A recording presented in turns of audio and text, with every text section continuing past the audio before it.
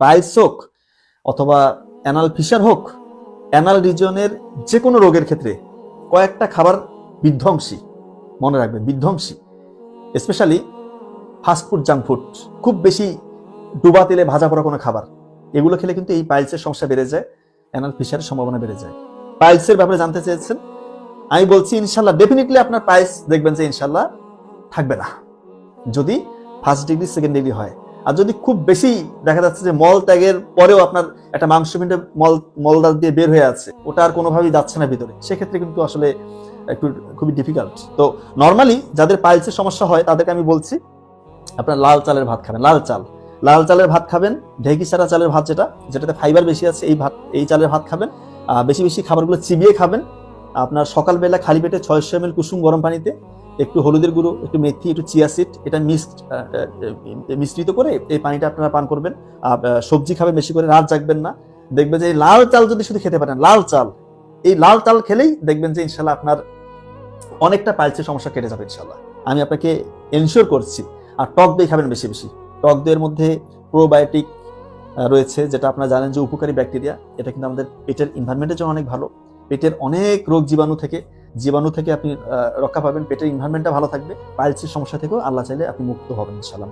এবং যে খাবারগুলো খাবেন না, পাইলস হোক অথবা অ্যানাল ফিশার হোক, অ্যানাল রিজনের যে কোনো রোগের ক্ষেত্রে কয়েকটা খাবার বিধ্বংসী, মনে রাখবেন বিধ্বংসী। স্পেশালি ফাস্টফুড, জাঙ্ক ফুড, খুব বেশি ডুবা তেলে ভাজা পড়া কোনো খাবার, এগুলো খেলে কিন্তু এই পাইলসের সমস্যা বেড়ে যায়, অ্যানাল ফিশারের সম্ভাবনা বেড়ে যায়। এবং দেখা যায় অনেকে খুব বেশি মাংস খায়, রেড মিট খাচ্ছে, এটা খেলেও কিন্তু দেখবেন যে পাইলসের সমস্যাটা বেড়ে যায়, অ্যানাল ফিশারের সম্ভাবনা বেড়ে যায়।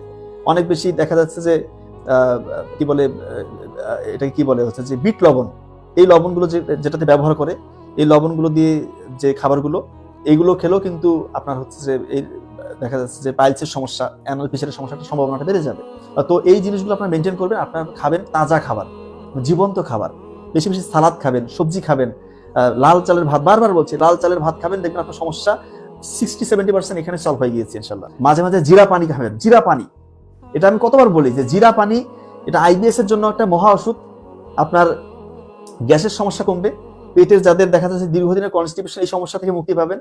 আবার মেথি পানির কথা আমরা বলি, মেথি পানি যদি খেতে পারেন, রাতে মেথি ভিজিয়ে রেখে পানিটা পান করলেন সকালে, এটা আপনার কনস্টিপেশন দূর করবে, পাইলসের সমস্যা থেকে আপনাকে মুক্তি দেবে ইনশাল্লাহ। আপনাদের যাদের দীর্ঘদিনের কাশি জমে আছে, এই মেথি একটু জাল দিলেন পানিতে, জাল দিয়ে ওই পানিটা পান করলেন, দেখবেন যে কাশির সমস্যাটা অনেকটাই সমাধান হবে ইনশাল্লাহ। আপনার ডায়াবেটিক্সের ঝুঁকিটা কমবে মেথি পানিটা যদি কেউ পান করে। তো আসলে এই ন্যাচারাল জিনিসগুলো আসলে উপকার আছে, অনেক উপকার রয়েছে।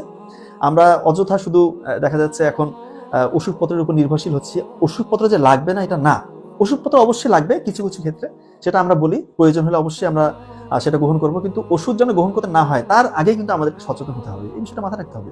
রাত জাগা খুবই খারাপ, যদিও ভিডিওটা রাতে করছি, তারপরও বলছি রাত জাগা থেকে আমরা দূরে থাকবো। এই বিষয়গুলো মেনটেন করলে একজন মানুষ কিন্তু অনেক বেশি ভালো থাকতে পারে। আচ্ছা, আরো কি কি যেন মেসেজ এসেছে একটু দেখে নেই।